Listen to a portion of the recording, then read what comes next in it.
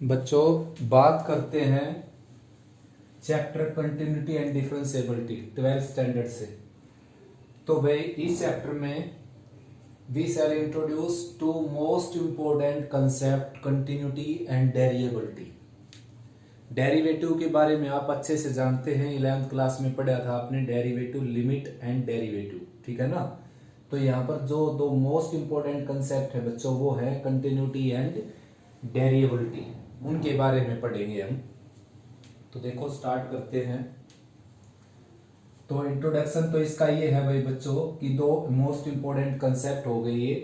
अब बात करते हैं continuity of a function at A point होता क्या है। देखो जैसे कोई भी फंक्शन आप ड्रा करते हो, उसका ग्राफ, किसी भी फंक्शन का ग्राफ ड्रा करते हैं हम इस तरीके से किसी भी इंटरवल पर, यानी कि आपने यहां से लेकर यहां तक इसका ग्राफ ड्रा किया, तो इस इंटरवल के दौरान अगर इसका ग्राफ बीच में से इसके ग्राफ में ब्रेक लग जाएगा तो इस तरह के फंक्शन को डिसकंटिन्यूअस फंक्शन बोलते हैं। यानी कि जो आपने ग्राफ ड्रा किया तो बीच में जैसे यहाँ पर मान लो x की वैल्यू जैसे 5 है, तो 5 पर ये जो है फंक्शन का ग्राफ टूट गया, देखो ठीक है ना। ग्राफ का फंक्शन क्या हो गया, यहाँ पर टूट गया यानी कि ब्रेक लग गया, तो ये क्या हो गया, डिसकंटिन्यूअस फंक्शन। अगर कहीं पर भी इसका ग्राफ टूटेगा नहीं, यानी कि स्मूथली चलता रहेगा, तो ये फंक्शन क्या कहलाएगा, कंटिन्यूअस। यानी कि कंटिन्यूअस फंक्शन का जो ग्राफ होता है वो स्मूथली चलता है या कॉर्नर बनाता है, कैसे भी चलता है, विदाउट लिफ्टिंग द पेन, यानी कि पेन को बिना बीच में उठाए जो ग्राफ बनेगा वो कंटिन्यूअस फंक्शन का ग्राफ बनता है। तो यानी कि अगर आपने 5 पर चेक करना है कंटिन्यूअस है या नहीं, तो 5 पर आपने देखना है कि इसका ग्राफ में ब्रेक है या नहीं। वहां पर अगर ब्रेक है वहां पर तो 5 पर क्या हो जाएगा, डिसकंटिन्यूअस। ब्रेक नहीं है तो वहां पर डिसकंटिन्यूअस नहीं होगा, यानी कि कंटिन्यूअस हो जाएगा। तो वो पॉइंट मैंने ये लाइट कर लिया, यानी कि किसी भी पॉइंट पर ए कोई भी रियल नंबर है तो ए पर ये क्या हो गया, फंक्शन कंटिन्यूअस। जैसे कि साइन कोस का ग्राफ हमने सीखा था, तो साइन कोस का जो ग्राफ है, साइन कोस का ग्राफ इस तरह चलता है बिना बीच में ब्रेक लिए, ठीक है ना, साइन कोस का। तो साइन कोस क्या होते हैं, कंटिन्यूअस फंक्शन। जबकि टेन कोट का ग्राफ π/2 पर टूट जाता है, ठीक है ना, 3π/2 पर टूट जाता है टेन का ग्राफ, π/2 पर, -π/2 पर, -3π/2 पर। ऐसे ही कोट का ग्राफ टूट जाता है पाई पर, 0 पर, 2π, 3π, 4π, -π, -2π, इन सभी पर। तो बच्चों कंटिन्यूअस आपको मेरे ख्याल में अच्छा समझ में आ गया होगा कि कंटिन्यूअस फंक्शन क्या होते हैं, ठीक है ना। तो भाई अब उसके बाद इसकी जो डेफिनेशन है बच्चों, यानी कि आपने प्रूव इसको कैसे करना है मैं बता देता हूं। देखो प्रूव करने के लिए सबसे पहले तो है एफ ऑफ ए जो है वो क्या हो, एग्जिस्ट हो गई, एग्जिस्ट, ठीक है ना, एग्जिस्ट करता हो, यानी कि फाइनाइट हो, रियल हो, डेफिनेट हो। फाइनाइट, रियल एंड डेफिनेट, ठीक है ना। एफ ऑफ ए आप जानते हो क्या होता है, फंक्शन में फंक्शन की वैल्यू ए पर चेक करना। उसके बाद बच्चों लिमिट जो है, लिमिट एक्स अप्रोच टू ए क्या करती हो, एफ एक्स जो है वो एग्जिस्ट करती हो, लिमिट इसकी क्या करती हो, एग्जिस्ट करती हो। और उसके बाद जो लिमिट है इसकी एक्स अप्रोच टू ए वो किसके इक्वल हो, एफ ऑफ ए के इक्वल। तो अगर ये क्वालिटी फंक्शन के अंदर मिल जाए तो उस फंक्शन को हम कंटिन्यूअस फंक्शन बोलते हैं। बिना ग्राफ ड्रा किए आप चेक कर सकते हो कि फंक्शन का ग्राफ कैसा होगा, यानी कि कंटिन्यूअस फंक्शन होगा या डिसकंटिन्यूअस फंक्शन होगा। ये मेथड है, डेफिनेशन फर्स्ट हो गई, ठीक है ना। सेकंड डेफिनेशन के अकॉर्डिंग जो है बच्चों, तो इसमें बात करते हैं लिमिट एक्स अप्रोच टू, चलो सेकंड डेफिनेशन देखते हैं। देखो सेकंड डेफिनेशन के according limit x approach to a plus h, ये सब्स्टिट्यूशन के बाद हम लिख सकते हैं h approach to 0 f of a minus h, limit h approach to 0 f of a plus h and equal to f of a. अगर ये quality function के अंदर हो जाए तो फंक्शन को बोला जाता है कंटिन्यूअस। ठीक है ना। तो वेरी सिंपल है बच्चों, ग्राफिकली भी मैंने बता दिया आपको, जिसके ग्राफ में कहीं पर भी ब्रेक नहीं लगेगा उसको कंटिन्यूअस फंक्शन बोलते हैं। कंटिन्यूअस फंक्शन कौन कौन से होते हैं उनका एग्जांपल भी दे दिया मैंने, जैसे कि साइन कोस। और भाई कोई भी स्ट्रेट लाइन आपने ड्रा की थी 10th क्लास में भी ड्रा की थी, 11th में भी ड्रा की थी, तो स्ट्रेट लाइन में भी कहीं पर ब्रेक नहीं लगता। अगर एक linear equation with two variables दे रखी है तो वो भी फंक्शन क्या होता है, कंटिन्यूअस फंक्शन। दूसरा मैंने बाय डेफिनेशन भी आपको बता दिया कि कंटिन्यूटी क्या होती है, कंटिन्यूअस कैसे चेक करते हैं किसी पॉइंट पर। अब बात करते हैं थ्योरम से पहले बात करते हैं बच्चों डिसकंटिन्यूअस, डिसकंटिन्यूटी।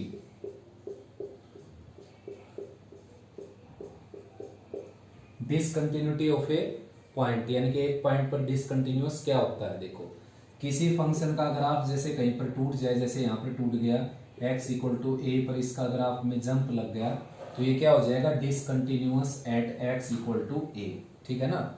डिसकंटिन्यूटी तीन तरह की होती है यहाँ पर अपने सिलेबस में। वैसे डिसकंटिन्यूटी की काइंड आपसे पूछी नहीं जाएगी एग्जाम में, मेरी तरफ से गारंटी है ये। एग्जाम में कभी नहीं आएगा कि टाइप ऑफ डिसकंटिन्यूटी बताइए क्या है, लेकिन फिर भी हम डिस्कस कर लेते हैं। देखो यहाँ पर तीन तरह की डिसकंटिन्यूटी होती है। फर्स्ट है रिमूवेबल डिसकंटिन्यूटी।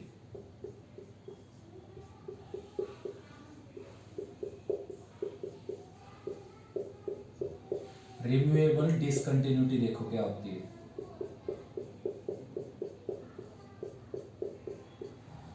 रिमूवेबल डिसकंटिन्यूटी के अकॉर्डिंग बेटा क्या है कि limit x approach to a positive, यानी कि राइट हैंड लिमिट, और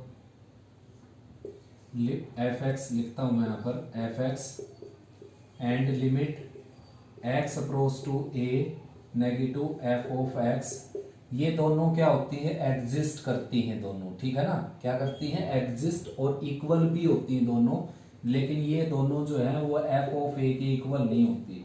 तो इसको रिमूवेबल डिसकंटिन्यूटी बोलते हैं बच्चों, यानी कि इसको रिमूव किया जा सकता है, इसको कंटिन्यूअस बनाया जा सकता है। कैसे, a पर फंक्शन की वैल्यू चेंज करके। ठीक है ना। तो इसको रिमूवेबल डिसकंटिन्यूटी का नाम दिया गया है, इसको रिमूव किया जा सकता है, यानी कि कंटिन्यूअस बनाया जा सकता है इसको। नेक्स्ट है first kind of discontinuity, discontinuity of first kind.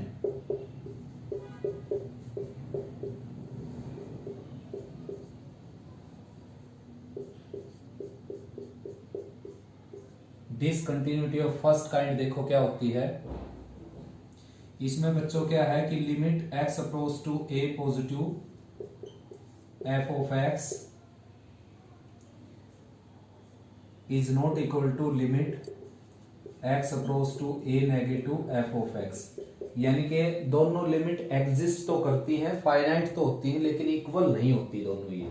तो इस कंटिन्यूटी को बोलते हैं डिसकंटिन्यूटी ऑफ फर्स्ट काइंड। और नेक्स्ट है डिसकंटिन्यूटी ऑफ सेकंड काइंड। इसमें क्या होता है बच्चों, limit x approach to a negative, यानी कि left hand limit, and limit x approach to a positive, यानी कि राइट हैंड लिमिट। इन दोनों में से या तो ये क्या होती है, डज नॉट एग्जिस्ट, या ये होती है डज नॉट एग्जिस्ट, या दोनों ही क्या होती है, डज नॉट एग्जिस्ट। यानी कि कम से कम एक इनमें से क्या होती है, डज नॉट एग्जिस्ट। तो इस तरह की डिसकंटिन्यूटी को बोलते हैं डिसकंटिन्यूटी ऑफ सेकंड काइंड। तो ये तीन तरह की डिसकंटिन्यूटी है अपने सिलेबस में, जबकि एग्जाम में मेरी तरफ से गारंटी है आपको, आपके लिए, कि एग्जाम में इस तरह की बातें नहीं पूछी जाएंगी कि डिसकंटिन्यूटी किस टाइप की है। ये केवल ये पूछा जाएगा कि फंक्शन डिसकंटिन्यूअस है या नहीं, किसी पॉइंट पर डिसकंटिन्यूअस है या नहीं। ठीक है ना। आया समझ में। एक इंटरवल पर भी पूछा जा सकता है डिसकंटिन्यूअस है या नहीं, वो आगे हम पढ़ेंगे एक इंटरवल पर। फिलहाल हम पढ़ने लग रहे हैं एक पॉइंट के ऊपर डिसकंटिन्यूटी या एक पॉइंट के ऊपर कंटिन्यूटी। तो ये टॉपिक हो गया बच्चों। नेक्स्ट है थ्योरम फर्स्ट। तो थ्योरम फर्स्ट के अकॉर्डिंग क्या है बच्चों, देखो थ्योरम फर्स्ट आपको ये बोलती है कि भाई f(x) और g(x) अगर दो कंटिन्यूअस फंक्शन है बच्चों, f x is a continuous function,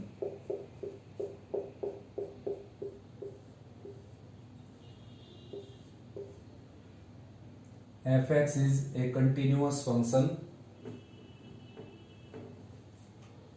on a पर कंटिन्यूअस है, ठीक है ना। Therefore limit x approach to a, f x किसके इक्वल आ जाएगा, एफ ऑफ ए के इक्वल, and g x g of x is also continuous at या on a equal at x equal to a, ठीक है ना। और यहां पर भी आप लिख सकते हो eight x equal to a. तो ए के ऊपर एफ एक्स भी और जी एक्स भी दोनों क्या है, continuous function, that therefore limit x approach to a, g of x किसके इक्वल आ जाएगा, जी ऑफ ए के इक्वल। तो यानी कि दोनों फंक्शन क्या है, ये कंटिन्यूअस फंक्शन है। तो हमने प्रूव करना है कि इनका जो सम है बच्चों वो भी क्या हो जाएगा, कंटिन्यूअस। यानी कि अगर ये दोनों फंक्शन कंटिन्यूअस हैं तो इनका सम भी क्या होगा, कंटिन्यूअस, यानी कि f x plus g x.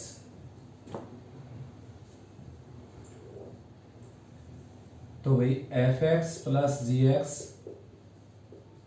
यानी कि f of f plus g of x. अब ये प्रूव करना है कि f plus g of x भी क्या होगा, कंटिन्यूअस फंक्शन, ठीक है ना, ए के ऊपर। तो चेक करते हैं भाई बच्चों, limit x approach to a, f of g plus f of f plus g of x, यानी कि इसको हम लिख सकते हैं limit x approach to a, f x plus g x, ठीक है ना। अब लिमिट जो है वो अंदर इसके डिस्ट्रीब्यूट हो जाएगी, आपने 11th क्लास में पढ़ चुके हैं आप ये। तो लिमिट डिस्ट्रीब्यूट हो जाएगी, तो ये हो जाएगा limit x approach to a f x और limit x approach to a g x, ठीक है ना। तो क्योंकि ये जो है फंक्शन एफ एक्स कंटिन्यूअस है के ऊपर, तो इसकी लिमिट जो है वो इसकी एफ ऑफ ए यानी कि इसकी ए पर वैल्यू के इक्वल आ जाएगी, ठीक है। ऐसे ये जी ऑफ ए आ जाएगा और इनको ऐड करेंगे f of g plus a, f of f g plus of a लिख सकते हो, f plus g of a लिख सकते हो आप इसको। अब देखो रिजल्ट क्या मिला हमारे को, limit of this function equal to value of this function at this limit that is at a, यानी कि ये दोनों क्या हो गए बच्चों, इक्वल। तो इसका मीनिंग ये हुआ कि f plus g of x भी क्या हो जाएगा, कंटिन्यूअस फंक्शन, ठीक। ऐसे हमने प्रूव करना है कि f minus g of x भी क्या होगा, कंटिन्यूअस। तो लेकर चलते हैं, देखो ये माइनस लग जाएगा यहाँ पर, ये माइनस लग जाएगा यहाँ पर, ये माइनस लग जाएगा और ये माइनस लग जाएगा। तो ये सेकंड थ्योरम होगी बच्चों, फर्स्ट का ही पार्ट है सेकंड, यानी कि एफ और जी अगर कंटिन्यूअस होंगे ए के ऊपर तो उनका जो डिफरेंस है वो भी क्या हो जाएगा, कंटिन्यूअस। उसके बाद प्रोडक्ट के ऊपर बात है कि उनका प्रोडक्ट भी क्या होगा, continuous, f of x into g of x. तो लेकर चलते हैं, देखो तो प्रोडक्ट में डिस्ट्रीब्यूट कर दिया इसको, देखो तो क्या हो गया, ये भी कंटिन्यूअस, यानी कि एफ और जी अगर दो कंटिन्यूअस फंक्शन है किसी पॉइंट के ऊपर तो उनका प्रोडक्ट भी डेफिनेटली क्या होगा, कंटिन्यूअस। उसके बाद बच्चों कोसेंट, कोसेंट में क्या है, कंडीशन लगेगी g x is not equal to 0। तो भाई f of g of x लेकर चलते हम, यानी कि f of g of x, तो ये हो जाएगा बच्चों f x by g x, ठीक है ना। लिमिट अप्लाई करेंगे तो अपर पार्ट में लिमिट अलग लग जाएगी, लोअर पार्ट में अलग लग जाएगी। आपने ये लिमिट में पढ़ चुके आप ये 11th क्लास में। तो लिमिट ऐसे डिस्ट्रीब्यूट हो जाएगी अलग अलग के साथ, लेकिन एक कंडीशन है यहाँ पर, जी ऑफ ए जो है वो नॉट इक्वल टू क्या होगा, 0। तो ये हो जाएगा एफ ऑफ ए, और ये आप जानते हो ये भी कंटिन्यूअस है, तो ये हो जाएगा एफ ऑफ ए, और ये कंटिन्यूअस है तो ये भी क्या हो जाएगा, g of a, and g of a is not equal to 0। तो बच्चों अगर दो फंक्शन कंटिन्यूअस हैं तो उनका डिफरेंस, उनका सम, उनका प्रोडक्ट एंड उनका कोसेंट भी डेफिनेटली क्या होगा, कंटिन्यूअस। बचता है एक पार्ट कि अगर एफ एक्स कंटिन्यूअस है, जी एक्स का रोल नहीं है अब यहाँ पर इस थ्योरम का जो पार्ट है ये, तो इसमें केवल एफ एक्स ले सकते हो या जी एक्स ले सकते हो। तो सी ऑफ एफ एक्स भी क्या दिखाना हमने, कंटिन्यूअस, ठीक है ना, where c is any real number. तो लेकर चलते हैं बच्चों limit x approach to a और c of c into f of x. तो देखो बच्चों, जैसा कि आप जानते हो कांस्टेंट के ऊपर लिमिट अप्लाई नहीं होती, पहले अप्लाई करते हैं हम। देखो अब ये वापस क्या रह जाएगा, सी। रीजन क्या है इसके पीछे, देखो मान लो कोई क्वेश्चन आपके पास limit x approach to a और यहाँ पर है 4। इस बात का मीनिंग ये हुआ कि x जो है वो 1 को अप्रोच करता है, यानी कि 1 के नियरेस्ट है x। तो 4 किसके नियरेस्ट होगा, तो 4 तो अपनी जगह पर रहेगा, 4 कभी चेंज नहीं हो सकता। तो इसका मतलब ऐसा सभी कांस्टेंट के साथ होता है, कांस्टेंट के ऊपर लिमिट अप्लाई कभी नहीं होती बच्चों। तो ये वापस क्या आ जाएगा, c। और ये आप जानते हो कंटिन्यूअस था ये, तो ये किसके इक्वल आ जाएगी, इसकी लिमिट इसकी a पर वैल्यू के इक्वल, यानी कि f ऑफ a के इक्वल।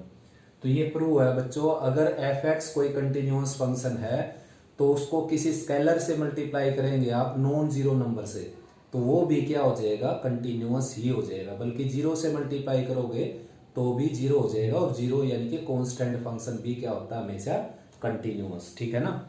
नेक्स्ट थ्योरम करते हैं बच्चों, सेकंड थ्योरम है बच्चों, if f and g are real function, यानी कि रियल फंक्शन है। रियल फंक्शन आप जानते हो जिसकी डोमेन और रेंज रियल हो या रियल नंबर के सबसेट हो, such that f o g is defined, f o g defined and g is continuous at a. G जो है वो ए पर continuous, and if f is continuous at g a, और f x जो है यानी कि एफ कोई फंक्शन जो है वो जी ए पर कंटिन्यूअस है, तो आपने प्रूव करना है f o g is continuous at x equal to A.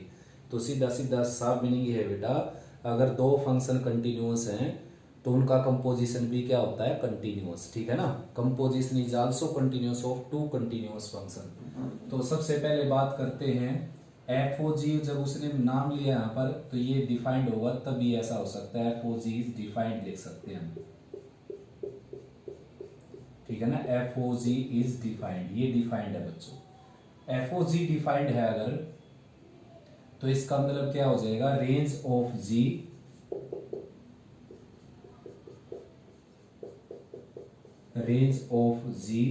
Subset domain of f, ठीक है ना। इसकी जो रेंज है वो इसकी डोमेन की सबसेट हो जाएगी। And g x belongs to domain of f for all x belongs to domain of g, domain of f, ठीक है ना। आया समझ में। तो बात करते हैं, देखो सबसे पहली बात है जो जी है वो कंटिन्यूअस है ए के ऊपर, since g is continuous at ए,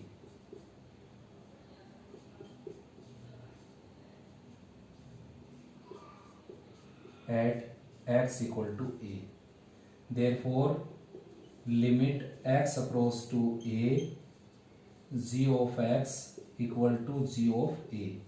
ये इक्वेशन हो गई आपकी first. Since f is continuous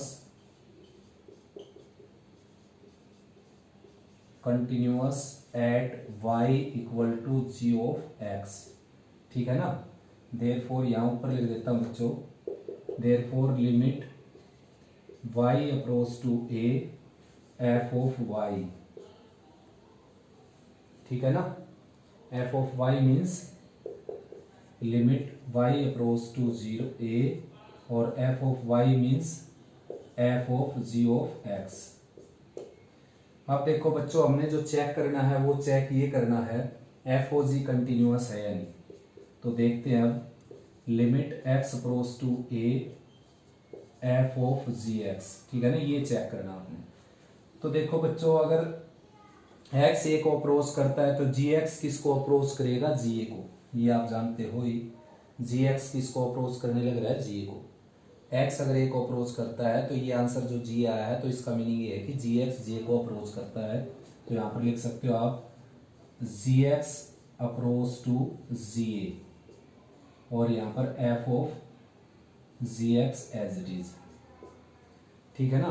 अब जी एक्स क्या आपका y, तो limit y approach to g of a, और यहां पर भी आप क्या लिख सकते हो y। ठीक है ना।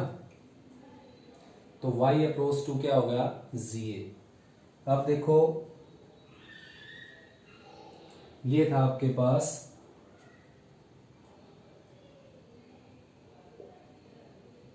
तो जी को अब आपने रिप्लेस कर देना। देखो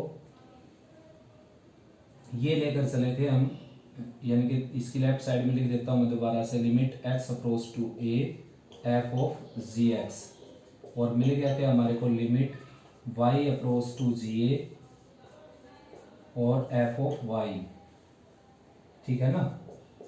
तो बच्चों देखो ये जो पार्ट था अपना x approach to a g of x equal to g of a, तो इसको इसके अकॉर्डिंग हम लिख सकते हैं limit x approach to a और एफ ऑफ जी ए, यानी कि जी ए क्या था आपका, ये क्या था वाई। ठीक है ना। एक्स वाई किसको अप्रोच करने लग रहा था जी ए को, तो एक्स किसको अप्रोच करेगा ए को, और यानी कि इस पूरे रिजल्ट की जगह हम केवल ये लिख सकते हैं बच्चों f of g of a. ठीक है ना। According to this limit x approach to a g x, ये क्या हो जाएगा जी ए, तो ये क्या आ जाएगा एफ ऑफ जी ए। तो यानी कि हम लेकर चले थे limit x approach to a f of g x, और मिल गया कि हमारे को f of g of a. तो इसका मतलब एफ ओ जी यानी कि composition of two function f and g is also continuous function. तो भाई का बेसिक यही है बेटा, टॉपिक था ये कंटिन्यूटी एट ए पॉइंट। ठीक है ना। और आगे इस चैप्टर में हम जो पढ़ने वाले हैं वो डिफरेंशिएबिलिटी यानी कि डेरिवेबिलिटी भी पढ़ेंगे, और दिन दोनों की जो रिलेशनशिप है डेरिवेबिलिटी और कंटिन्यूटी की वो भी इसमें हम डिस्कस करेंगे। तो इस वीडियो में इतना ही बच्चों। इसके बाद स्टार्ट करते हैं एलिमेंट की 6.1। तो आप इसको डिटेल से पढ़ें और 6.1 को एक बार रिवाइज एक बार पढ़ें ताकि वो अच्छा समझ में आएगा आपको। तो उम्मीद करता हूँ आप ऐसे ही पढ़ते रहेंगे और रिवाइज करते रहेंगे इसको।